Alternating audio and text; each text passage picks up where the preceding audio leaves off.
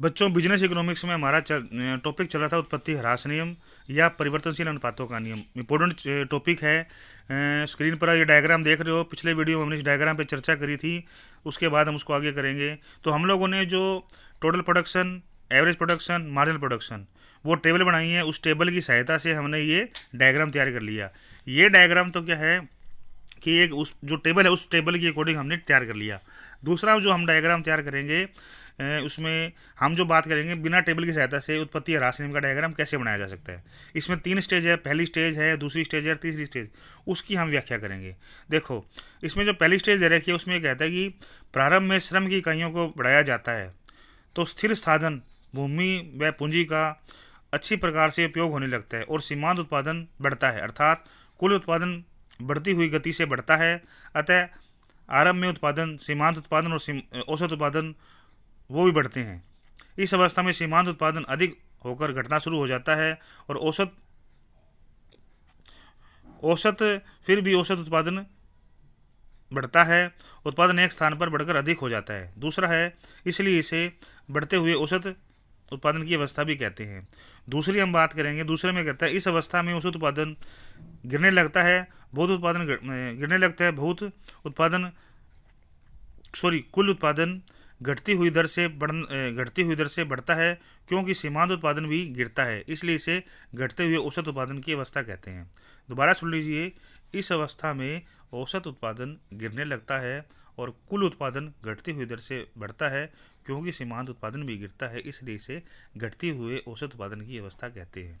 तीसरी अवस्था की हम बात करें, इस अवस्था में कुल उत्पादन गिरने लगता है, क्योंकि सीमांत उत्पादन ऋणात्मक हो जाता है, इसलिए इस अवस्था को घटते हुए कुल उत्पादन का नियम लागू होता है। घटते हुए कुल उत्पादन का नियम लागू होता है। अब हम देखेंगे उस डायग्राम को बिना किसी टेबल की सहायता से कैसे बनाया जाएगा। ओ एक्स पर श्रम की इकाइयाँ ली जाएंगी और ओ वाई पर टोटल प्रोडक्शन, मार्जिनल प्रोडक्शन और एवरेज प्रोडक्शन, जिसको शॉर्ट में टीपी, एमपी और एपी बोला जाएगा। ओ वाई पर टीपी, एमपी, एपी है और ओ एक्स पर श्रम की इकाइयाँ हैं। ठीक है, तो सबसे पहले हम उस पॉइंट को उसको ऊपर ले जाकर, बढ़ते हुए ले जाकर, फिर हमने नीचे गिरा दिया है, इसको टीपी बोला। और उसके बाद में सेकंड जो है वो हमने इसको लिया, किसको लिया, हमने जो टेबल में देखेंगे वो है एमपी और एपी। हमने सबसे उसके बाद फिर किसको लिया, एमपी को लिया। एमपी को ऊपर उठाया, उस बीच में ले गए और उसके बाद उसको माइनस तक ले गए, नीचे ले गए। ठीक है, और तीसरा फिर हमने लिया एपी, तीसरा हमने बनाया एपी। ठीक है, तो इस तरीके से हमने एपी का डायग्राम बना लिया है। या फिर हम यूँ कर लेंगे, सबसे पहले करेंगे हम टीपी बनाएंगे। ठीक है, टीपी का बना लिया। टीपी बनाने के बाद में आप फिर उसके बाद में एपी बना लोगे। ठीक है, एपी फिर उसके बाद में अंदर ही रहेगा, क्योंकि वो माइनस नहीं होता। और फिर बनाएंगे एमपी, पहले टीपी, फिर एपी और फिर एमपी। फिर हम क्या करेंगे, एमपी जो बनाएंगे, एमपी करेंगे, एमपी है वो ऊपर जाके उसको एपी को काटता हुआ माइनस हो जाएगा। ठीक है, इस तरीके से ये 3 प्रकार की अवस्था होती है, पहली अवस्था, दूसरी अवस्था, तीसरी अवस्था। अगर आप इसको टेबल की सहायता से बनाना चाहो तो टेबल की सहायता से बना सकते हो। अगर आप टेबल की सहायता से नहीं बनाना चाहते हो, इस तरीके से बना सकते हो। और तीसरा आएगा मोड़ का बिंदु। मोड़ का बिंदु क्या होता है, देखो, जैसे टोटल प्रोडक्शन है वो बढ़ रहा है, फिर बढ़ने के बाद घट जाता है, तो उसमें मोड़ आएगा। फिर उसके बाद में मार्जिनल प्रोडक्शन है वो भी सीधा जाके फिर चेंज हो जाता है, और एपी भी सीधा जाके चेंज हो जाता है। मतलब जो है पहले एमपी ऊपर जाके नीचे माइनस तक आ जाता है, और फिर एपी, फिर एमपी एपी को काटता हुआ माइनस में हो जाता है, तो उसको फिर हम मोड़ का बिंदु बोलेंगे। उससे पहले वाली अवस्था को फर्स्ट स्टेज, उसके दूसरे वाले को सेकंड स्टेज और तीसरा थर्ड स्टेज बोला जाता है।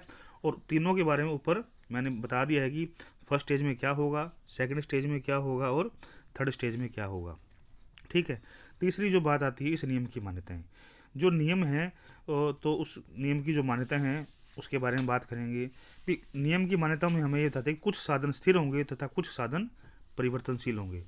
जैसे मैंने ये बताया जी, साधनों की जो बात की है, जैसे भूमि है, पूंजी है, श्रम है, ये हमारे क्या होंगे, साधन होंगे। जैसे भूमि व भवन को स्थिर करके पूंजी में बढ़ाया जाता है। इस तरीके से जो उसकी जो मान्यताएं होंगी, उस मान्यता के आधार पर ही हम ये नियम काम करता है। ठीक है। तो कुछ साधन स्थिर होंगे, कुछ साधन परिवर्तनशील होंगे, ये इसकी मान्यताएं हैं। दूसरी बात है उत्पादन की तकनीक स्थिर रहती है, उसमें किसी प्रकार का कोई चेंज नहीं होगा। तीसरे जो पॉइंट की बात करते हैं, परिवर्तनशील साधन समस्त इकाइयों में समान रहती है। और फोर्थ है नियम का संबंध उत्पादन की भौतिक मात्रा से होता है, न कि मूल से। नेक्स्ट है परिवर्तनशील साधन को छोटी छोटी मात्रा में प्राप्त किया जा सकता है। लागू होने का कारण एक या एक से अधिक साधनों का स्थिर रहना, उत्पादन साधनों का पूर्ण स्थानापन्न न होना, उत्पादन तकनीक का स्थिर रहना और उत्पादन साधनों की सीमितता, ये उस नियम की मान्यताएं हैं और ये लागू होने का कारण है।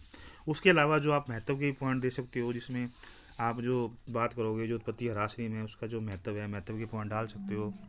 जिसमें बात करेंगे कि आधारभूत नियम उत्पादन को प्रत्येक क्षेत्र में लागू होता है। माल्थस का जनसंख्या सिद्धांत का आधार है, हम पहले बात कर चुके हैं। रिकार्डो के लगान का सिद्धांत है, आगे आएगा। आविष्कारों का जन्म है, जनसंख्या प्रवास का आधार है, वितरण के समस्त उत्पादन का आधार है। तो इस तरीके से आप नियम की मान्यताएं, उसके नियम के लागू होने का कारण ये बता सकते हो। और उसके 3 स्टेज के बारे में आपको लिखना पड़ेगा। फर्स्ट स्टेज में क्या होता है, सेकंड स्टेज में क्या होता है, आपको डायग्राम बनाना पड़ेगा। या आप इस लॉजिक के हिसाब से ये डायग्राम बना लो। अगर ये आपको समझ में नहीं आता तो आप क्या करोगे, इस टेबल बनाओगे। टेबल में बनाने का तरीका क्या है, टेबल जो आप बनाओगे, टेबल में क्या करोगे आप, श्रम की इकाइयाँ लोगे 1 से 8, 10 भी ले सकते हो आप। टीपी का टोटल प्रोडक्शन लोगे, पहले टोटल प्रोडक्शन क्या होगा, बढ़ता जाएगा। बढ़ने के बाद में वो बराबर हो जाएगा, बराबर के बाद में वो माइनस में कम हो जाएगा। उसकी सहायता से मार्जिनल प्रोडक्शन निकाल लोगे आप, उसकी सहायता से आप एवरेज प्रोडक्शन निकाल लोगे। इस तरीके से आप डाटा लेकर टोटल प्रोडक्शन, मार्जिनल प्रोडक्शन और एवरेज प्रोडक्शन निकाल लोगे। और उसी डाटा को अप्लाई करके ये जो स्क्रीन पर देख रहे हो, इस तरीके से सिंपल सा डायग्राम बनेगा। जितना डायग्राम ज़्यादा अच्छा बनाओगे, जितना डायग्राम ज़्यादा आपका सुंदर बनेगा, उतने ही आपकी अच्छे नंबर आने की संभावना बनेगी। इकोनॉमिक्स में एक बात होती है, जितना आप शॉर्ट एंड स्वीट लिखोगे उतने ही आपको अच्छे नंबर मिलेंगे। ठीक है, जितने ज़्यादा डायग्राम आप अच्छे बनाओगे उससे ज़्यादा आपके अच्छे नंबर आएंगे। उत्पत्ति ह्रास नियम या परिवर्तनशील अनुपातों का नियम इंपॉर्टेंट है। आपको मुख्य रूप से ये विचार करना है कि सबसे पहले डेफिनेशन लिखनी है, फिर निष्कर्ष लिखना है, उसके बाद फिर आप ये टेबल बनाओगे और टेबल बनाने के बाद फिर ये डायग्राम बनाओगे। ठीक है, धन्यवाद।